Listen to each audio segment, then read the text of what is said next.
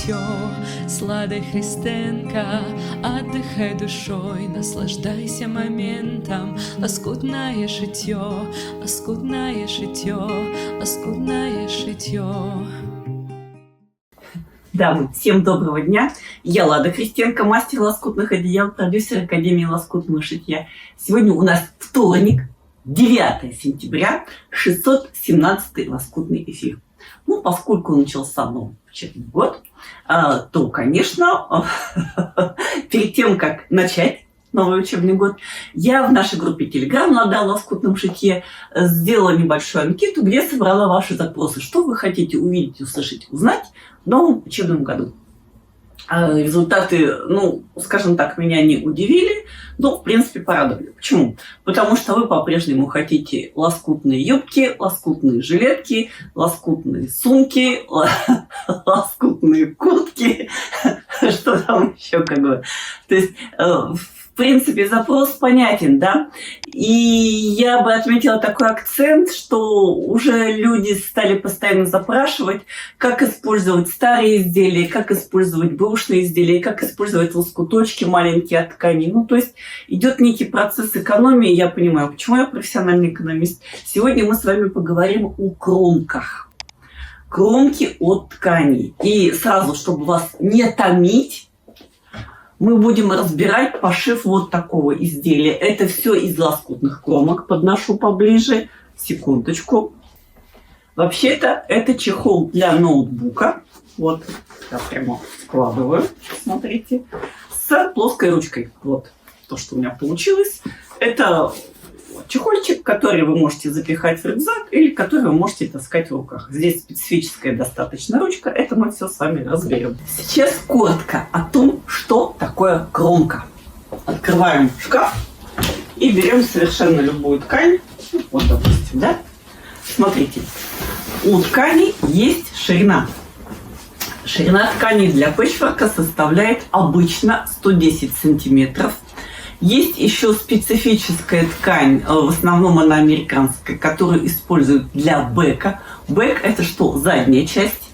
И вот, допустим, ткань для бэка, у нее ширина 270 сантиметров, то есть огромная.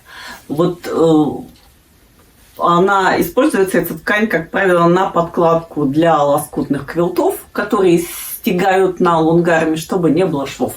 Вот такая ткань тоже бывает. То есть, краткое резюме. Размер ткани для пэтчворка, ширина, стандарт 110 сантиметров. У японцев иногда бывает 108 или даже 107. Но это ткани в фирме Мэйвуд обычно.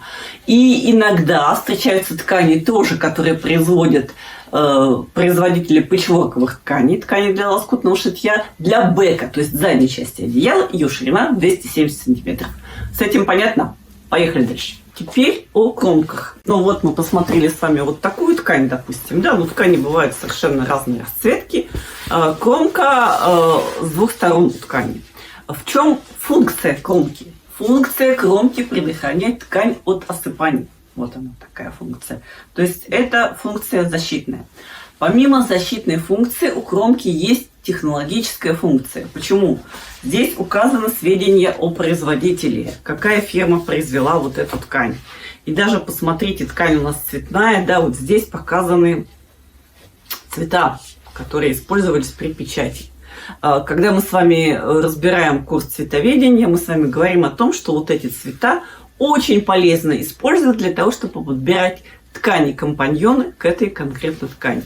И вот даже здесь, глядя на вот эту ткань, мы совершенно четко по цветам понимаем, да, что здесь хорошо использовать бежевую, светло-коричневую, серую ткань, ну и так далее. Вот буквально по списку. И здесь даже указано, что вот 17 оттенков вот таких вот использовано в этой ткани. Ну, ткани бывают еще однотонные. Вот, допустим, посмотрите, пожалуйста, розовенькая ткань прекрасная. Здесь тоже, посмотрите, несмотря на то, что ткань розовая, вот посмотрите, видите, на кромочке указаны как минимум 5, нет, 4-5, да, 5 цветов, которые использованы при печати этой ткани. На одной части кромки у нас написаны выходные данные, а другая часть кромки, противоположная, окрашена в цвет ткани, вот она таким образом выглядит. Еще бывают кромки, посмотрите, по краям она иногда махрится. Вот такая бывает кромочка. И бывают кромочки другие. Бывают кромочки усиленные. Вот посмотрите. То есть, если вот эта кромка была такая махрявенькая, посмотрите, она махрилась, видите? И она не слишком плотная. Ну, прям вот вам, давайте еще раз покажу. Вот она легонькая и не слишком плотная. Бывают кромки усиленные, они вот такие. Они более плотные. Видно, да? Вот эти кромки для нас просто золотой фонд. Из них получаются прекраснейшие изделия. Объем изделий, которые вы можете делать из кромок, огромен. Фактически это покрывает весь спектр изделий, которые мы вообще можем делать в лоскутном шитье. Ну, вот сейчас самая простейшая вещь, это чехол для ноутбука. Элементарная простая форма, посмотрите, да. Помимо чехла для ноутбука, по точно такой же технологии, то есть плоскостное изделие, обшитое кромкой, мы можем делать с вами все, что угодно. Например, ланчматы. Кромки дают нам очень большую износостойкость, они плотные такие, и даже в какой-то степени водоотталкивающие, хорошие вещи. Конечно, можно делать в этой технике сумки. И вот те, кто был на фестивале лоскутного шитья 24 года «Душа России», видели, вот там была выставка сумок, там у меня покупали сумки из кромок в большом количестве. Ну, то есть можно делать сумки. Соответственно, клатчи, косметички, да, то есть все, что вот такое. Из таких вот кромок получаются очень хорошие сидушки на стулья. Потому что кромки очень устойчивы к стиранию, особенно в комбинации с джинсовой тканью. Буквально недавно я сделала таких чехлов для ноутбука несколько, но 2 у меня уже ушло. Приехала племянница, ей нужны папки, чтобы класть ноут. Конечно, у меня эти чехлы уже ушли, как папки для бумаг. Ну, то есть все. Даже обложки для книг можно делать в такой технике. Конечно же, можно делать декоративные подушки, да, в большом количестве. И даже можно эти кромки вставлять в какие-то блоки для лоскутных одеял в качестве декоративных элементов. Ну и уже прихватки, вот это все, вся вот эта мелочевка, это все само собой. Сейчас покажу. Несколько лет тому назад я сшила из кромок, вот это кромки все, посмотрите, коврик для ванной. Вот, пожалуйста, здесь ананасики собраны. Как вы видите, коврик уже очень потерханный, об него трутся ногами. Извините, что я показываю такую ерунду, очень много трутся об него ногами. Мы его неоднократно стирали, что с ним только не было, включая там, да все на свете, ну неважно. Вот, поэтому, но очень-очень устойчивая, элементарная технология. Вот здесь, посмотрите, старенькое одеяло синтетическое.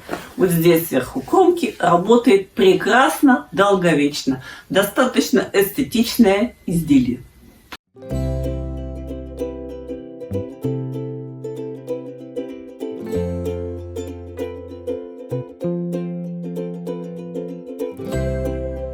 И сейчас давайте я уже не буду вас томить. Мы с вами перейдем к разбору, как изделие из кромок создать. И первый вопрос, который встречается, это задала наша уважаемая коллега. Какой ширины отрезать кромку? Посмотрите. Вот, допустим, от этой ткани нам нужно отрезать кромку. Ну, начнем с чего, В принципе, вы просто можете готовить ткань, и с этой целью вы отрезаете кромку. Обычно ширина отреза 2 сантиметра. Вот, смотрите, 2 сантиметра. Видите, да? Иногда отрезают 2,5. Вопрос не слишком принципиальный. Я, как правило, отрезаю 2, но чаще бывает так, что я режу, допустим, какие-то заготовки, да? Например, мне нужно отрезать квадраты. Квадраты мне нужно отрезать. И в этом случае, посмотрите, как нужно поступить. Я вымеряю длину. У меня здесь получилось 53 сантиметра. И, в принципе, 53 умножить на 2, то есть у нас вдвое сложная ткань, это 106.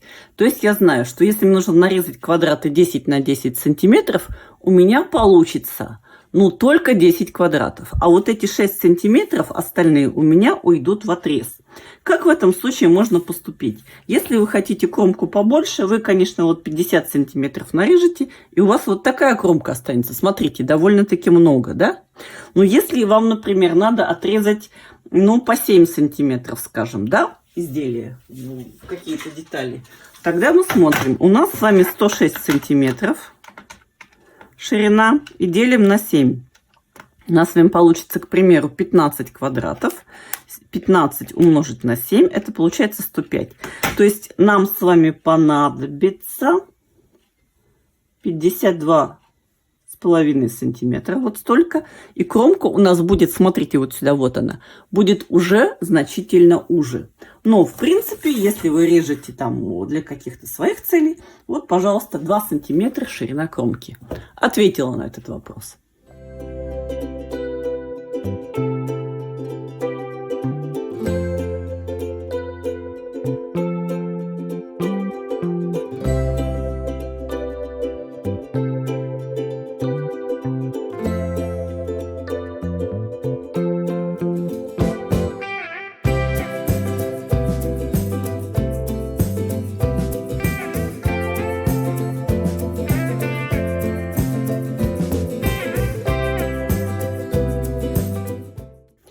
Теперь вопрос о сортировке кромок. Смотрите, у нас бывают кромки белые.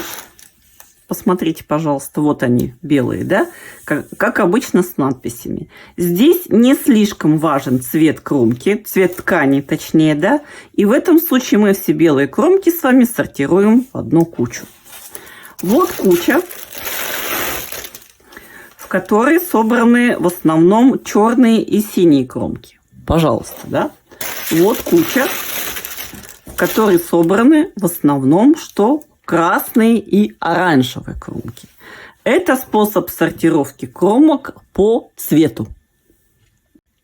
Также, в зависимости от целей наших мероприятий, мы можем сортировать кромки на длинные. Ну, вот здесь у меня длинные кромки, длиннее 60 сантиметров. И на остаточки, обрезочки, то есть кромки короткие. Вот, допустим, да, посмотрите, вот короткая кромка у нас с вами. И еще хочу обратить ваше внимание еще на два вида сортировочки. Вот у меня остаются заготовки, допустим, какие-то. Ну, после изготовления изделий, да. Вот, смотрите, я делала, у меня вот заготовочки остались. Я эти заготовки, конечно же, не выбрасываю, посмотрите, а тоже складываю в специальный мешочек. Потому что мы с вами уверены, что они нам, конечно же, еще пригодятся. И еще есть один аппетитно шуршащий мешочек. Я сюда складываю вот такие красные квадратики оранжевые. Они мне потом пригодятся. И даже вот такие диагональные квадратики, смотрите. Эти заготовки мне потом пригодятся для изготовления из кромок изделий в технике колодец. Ну, теперь давайте переходим к делу. Первое, что мы делаем, если мы хотим создать чехол для ноутбука, это, естественно, создаем выкройку. То есть мы с вами обмеряем ноутбук. Вот у меня уже готовый чехол. Смотрите, да? То есть вот ноут, посмотрите. И я с каждой стороны добавила примерно по сантиметру сверху и снизу. А вот здесь я добавила чуть-чуть побольше, потому что у моего ноутбука есть вот такая вот пимпочка для мышки, как бы. У вас тоже может быть какая-то специфика, ее нужно учитывать. Таким образом, вот у нас заготовка для чехла ноутбука. Естественно, что у нас вдвое сложено, но, соответственно, мы делаем ее вдвое больше. То есть вот здесь у нас сгиб. А теперь, дорогие мои, начинаются нюансы. Ушки на макушке, будьте внимательны. Во-первых, перед пришиванием кромки нужно погладить. Желательно с паром, горячим утюгом. Почему? Потому что они у вас, как правило, мятые, хранятся в мешочках. Надо, чтобы они распрямились. Вы можете это делать до сборки и можете делать в процессе сборки. Это воля ваша. Дальше, следующий момент. Мы с вами собираем вот эти кромки, будем собирать по основе. И эти кромки, особенно если они длинные, мы будем нашивать на широкую полосу ткани. Можно нашивать на ткань. Ну вот, посмотрите, у меня кусок старой бязи. Вот, посмотрите, пожалуйста, да? То есть я ее проглажу как следует утюжком как бы и размечу. Вот, пожалуйста, разметка. Можно пришивать эти кромки к вискозным салфеткам. Вот такого рода. Можно пришивать к половой тряпке. Это более толстая разновидность вискозной салфетки. Ну и в принципе, если у вас кромки длинные, вы можете пришивать что? Вот так эти кромки. По длине видно, да? Это очень сильно экономит усилия. Но если у вас кромки короткие, ну, длинные кромки мы, допустим, вот так будем пришивать, да? Если у вас кромки короткие, вы можете нарезать коротенькие полосочки. Вот они, допустим, такие, да? И уже к этим коротеньким полосочкам пришивать коротенькие кромочки, как правило. Потом, когда мы сошьем вот это лицевое полотно, мы его будем соединять с уплотнителем. То есть еще с более, ну, такой, скажем, махревой салфеточкой. Да? На роль уплотнителя, сразу говорю, вам подойдет вот такая вискозная половая тряпка. Вот она. Вам подойдет вот такой вот флис. Вот. Но это специальный такой синтетический флис. У меня дорогой вот кусок остался. Такой можно использовать. Ну, в принципе, денег-то жалковато, конечно, да. И, в принципе, можно, конечно, с большим успехом использовать вот такую вот обычную термостежку. Ну, уж если совсем край, вы можете любые вискозные салфетки сложить в 2, в 3, в 4 раза. Пожалуйста, да. И у вас получится тоже прекрасный уплотнитель. То есть не надо бежать в супердорогой магазин, что-то супердорогое покупать. Но если вы хотите купить что-то очень супердорогое, то вот вам, пожалуйста, вот это вот волюмен флис, так называемый, посмотрите. Это специальное полотно. Это, ну, фактически тот же самый синтепон, только он что? С клеевым слоем двусторонний. Это создает, конечно, больше комфорта. Почему? Потому что вы вот, допустим, приклеили верх лоскутный, приклеили низ, вам ничего не нужно крепить булавками. Хороший материал, он достаточно большой по размеру, у него ширина 1,5 метра, извините, да. Но он, в принципе, ну как, денег стоит, да. Материал этот есть в нашем учебном магазине Академии лоскутного шитья. Ссылки внизу.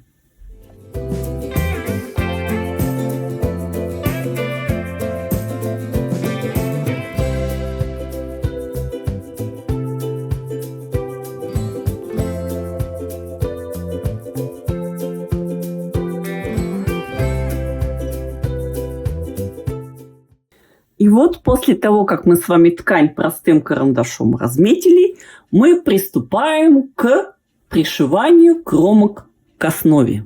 Прежде чем я покажу процесс пришивания кромок к основе, хочу обратить ваше внимание на ряд очень интересных нюансов.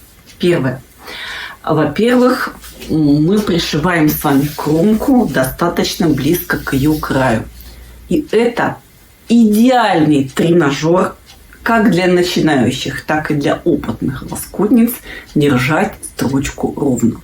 Если вы человек начинающий, у вас сначала будет получаться не совсем хорошо, вы не стесняйтесь останавливаться, и то, что вы накосячили, распарывать и выбирать, это нормально. Все это проходили, даже не комплексуйте по этому поводу. И есть еще нюансы по поводу вот этой махревости кромки. Давайте я сейчас это вам покажу поближе. Да, еще момент. Очень хочу сказать, что очень интересный эффект дает пришивание кромок верхней ниткой меланжевой. Получается очень красиво и неожиданно. То есть нижняя нитка вам, главное, чтобы она была, ну, такая светло-серенькая, там такая зелененькая какая-нибудь, грязно-зелененькая, то есть не слишком заметная.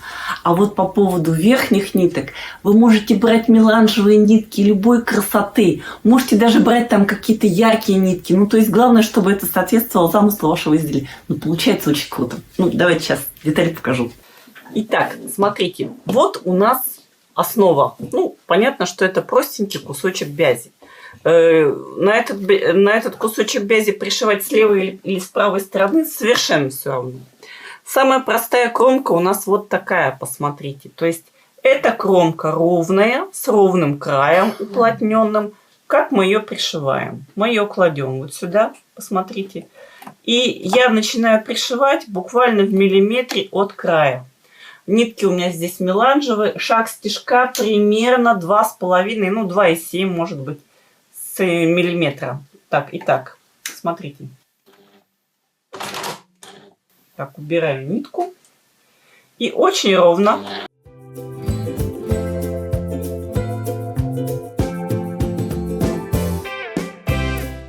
Я начинаю пришивать. Вот, смотрите.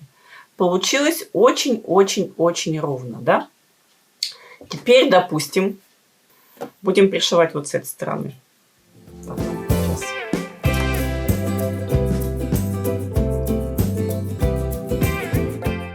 Теперь мы хотим пришить следующую кромку. Эта кромка у нас, смотрите, мохнатая. Видите? Как мы ее будем пришивать? Мы ее будем пришивать вот таким образом. Во-первых, мы отсюда отступим, ну, как минимум миллиметров 5 для начала, да? Наложим вот эту кромочку. Мы можем пришивать вот с этой стороны, можем с этой стороны, как вам удобно. Это вопрос вашего удобства на самом деле. Смотрите, и здесь я буду вынуждена проложить 2 шва. Первый шов я прокладываю примерно в миллиметре от плотного края.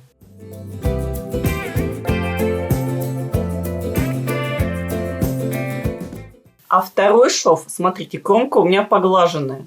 Я прокладываю прямо вот по этим махрушкам.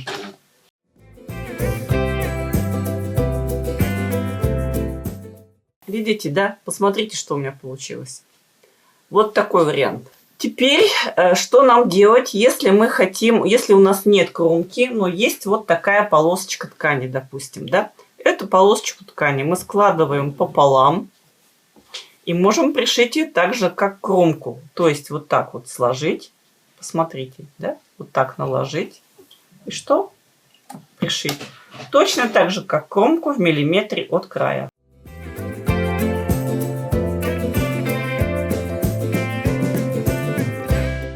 То есть у кого нет кромки, может вот так полосочки пришивать.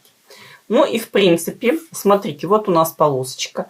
Если снова кромки нет, во-первых, мы можем играть и левой стороной, и правой пришивать, как бы, потому что иногда левая сторона ткани может быть тоже очень интересной.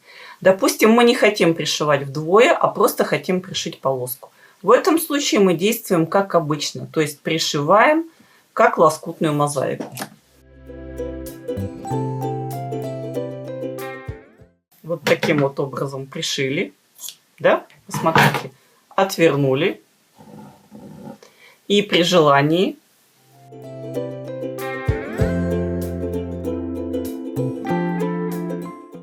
вдоль края прострочить. Будет выглядеть как кромка. Ну и дальше мы таким же образом, смотрите, допустим, все, что нам нужно, к примеру, вот так вот. Опять же, отступаем немножко от края. Вот так вот накладываем, да.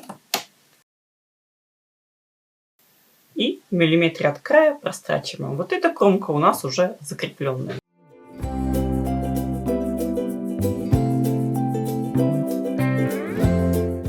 Смотрите, я промахнулась. Видите, да?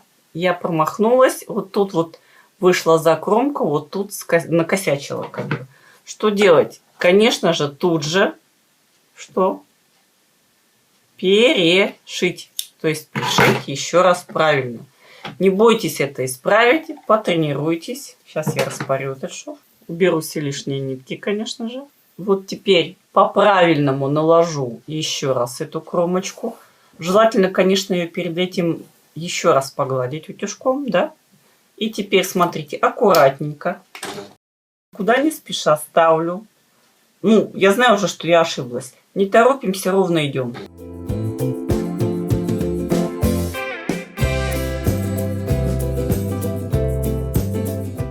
Вот результат, как бы. Естественно, что потом мы это все подровняем. Ну, это все понятно, как бы. И вот у нас получится вот такой вот полосный набор.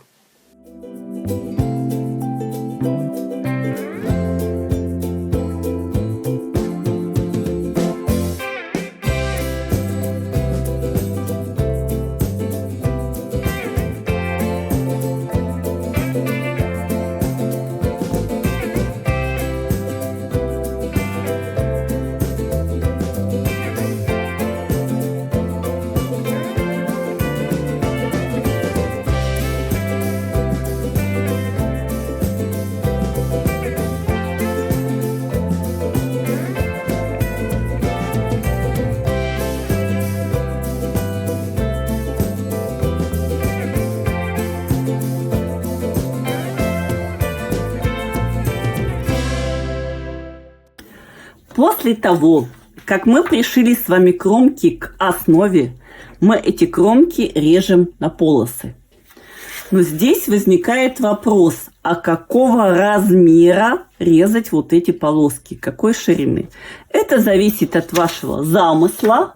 В данном случае у меня ширина вот этих полосок составляет 7 сантиметров.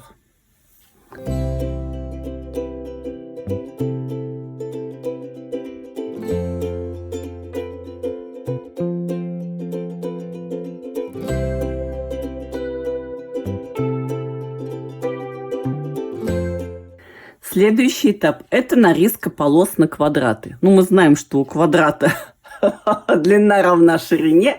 Соответственно, мы нарезаем квадратики 7 сантиметров в раскрое. Ну, а в готовом виде с припуском 6 миллиметров 7 минус 1,2 у нас квадратик будет 5,8 сантиметра.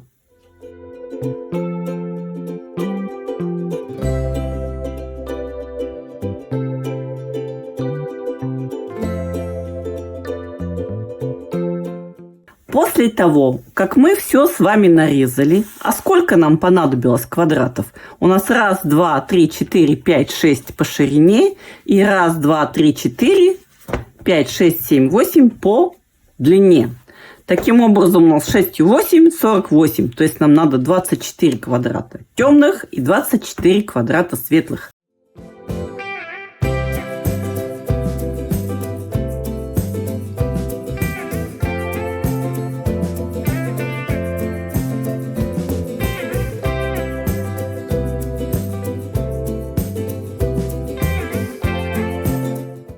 Обращаю ваше внимание, что здесь использована техника плетенка. О чем мы с вами говорим? Технику плетенка мы изучаем в курсе «Удивительные приключения лоскутных квадратов». Здесь у нас полосочки идут все снизу вверх, а здесь у нас вот темные полосочки, смотрите, идут слева направо. Вот таким образом мы с вами чередуем, и у нас получается, во-первых, квадратиками, а во-вторых, эффект вот такой вот плетеночки. Следующий момент. Как сшивать дизайн из квадратов в полотно знакомым нам способом. Мы выполняем скоростную сборку. Сначала сшиваем ряды.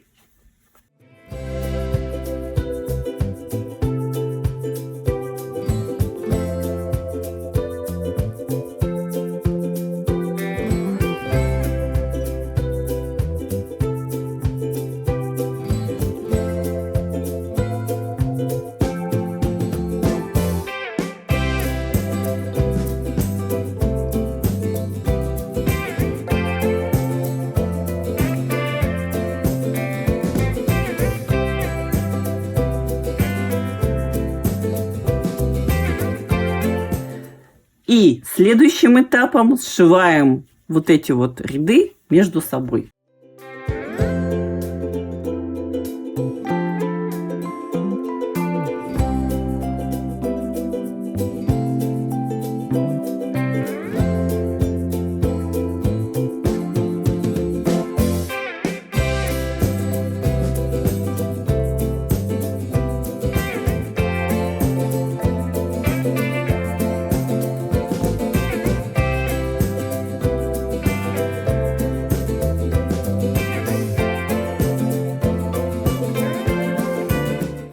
У нас получается полотно, которое мы тщательно отутюжим с паром, дадим ему отвеситься. После чего мы наложим на уплотнитель. Про уплотнители мы с вами уже говорили. Уплотнителем может быть все, в том числе термостежка, половая тряпка, даже вот такая хэбэшная. Все, что у вас найдется под рукой. Вот самая хорошая хэбэшная половая тряпка, кстати. Она продается в магазинах, иногда даже в рулонах, и на Озоне продается. И стоит она не слишком дорого. И, в принципе, идеальный вариант. Здесь у меня вот такой уплотнитель, как бы синтетический. И теперь мы приступаем к стежке. Как мы приступаем к стежке? Мы накладываем готовое полотно на уплотнитель, да, и скрепляем его или булавками, вот булавки с железными головками, или клеем, специальным клеем. Вот у меня еще остался такой клей Гональд. Сейчас есть более современные аналоги. Посмотрите в магазинах. И начинаем стягать. В процессе стежки мы столкнемся с довольно интересным моментом. Ну, во-первых, стягать вы можете меланжевыми нитками, будет красиво. В процессе стежки мы столкнемся с вами с чем? Что вот эти швы, стыки между квадратиками, они довольно-таки плотные. И вот для того, чтобы вот работы вот с этими стыками избежать, мы можем делать стежку следующим образом. Смотрите, вот у нас полоски, допустим, белые, а вот у нас полоски, к примеру, синие, да? Вот они чередуются.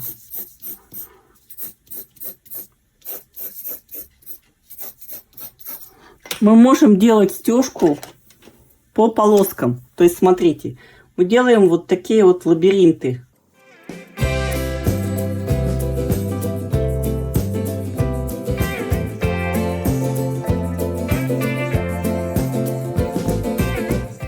Ну и так далее. Смысл понятен, я полагаю.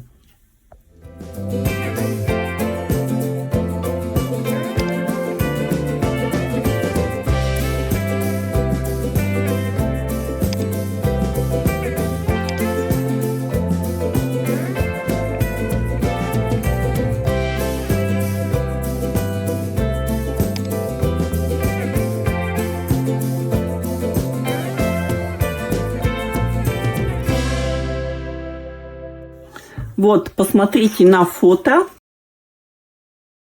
И вот посмотрите, как выглядит моя стежка с изнанки. Вот таким вот образом. После того, как мы с вами простегали полотно, мы, конечно, с вами сделаем осноровку и окантовку. На этих операциях я останавливаться не буду. В каждом втором эфире я рассказываю про окантовку. Кто не в курсе, наберите лоскутный эфир «Окантовка». Лоскутный эфир «Окантовка». И там вам совершенно все вывалится. Дальше все просто. Вот у нас с вами окантованная будет заготовочка. Мы пришьем ручки. Здесь ручки пришиты очень простым образом. Вы можете пришить любым другим, но в принципе к чехлу для ноутбука или к ланчмату ручки можно и не пришивать. Да? Посмотрите, здесь я сделала вот такие вот ручки.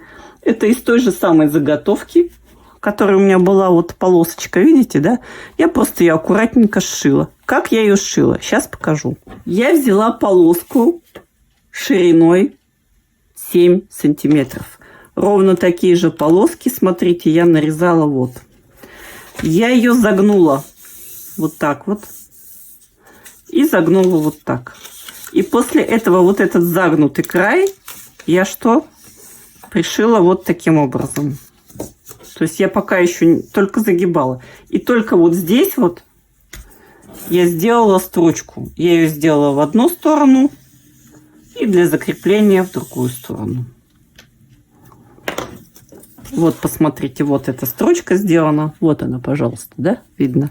То есть очень быстро, легко. Здесь у нас кромки плотные, сшиты по основе, больше ничего не надо.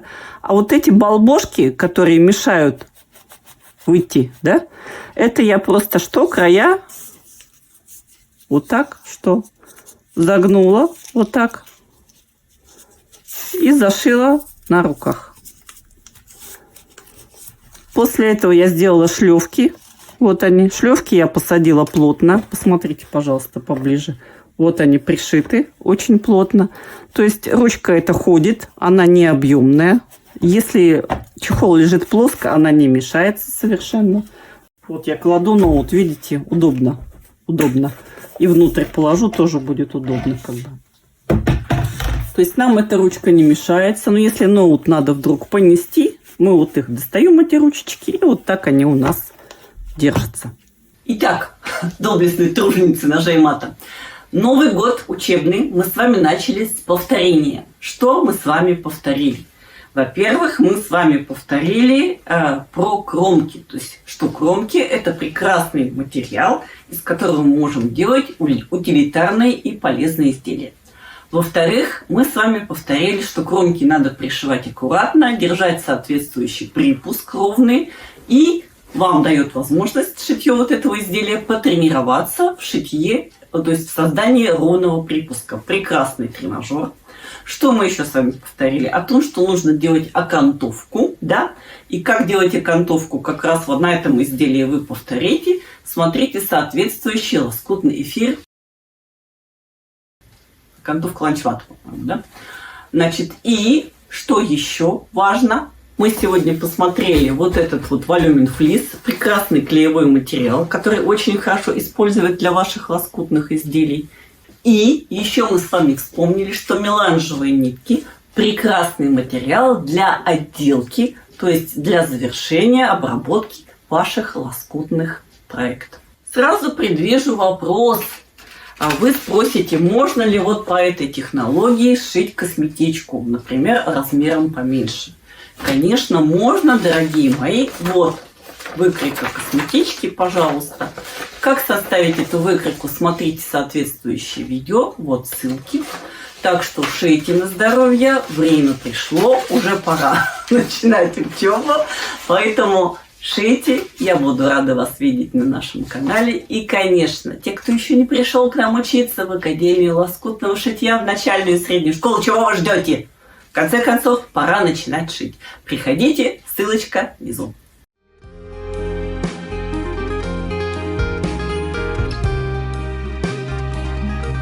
Лоскутное життя, сладе Христенка, отдыхай душой, наслаждайся моментом. Лоскутное шитье, лоскутное шитье, лоскутное шитье.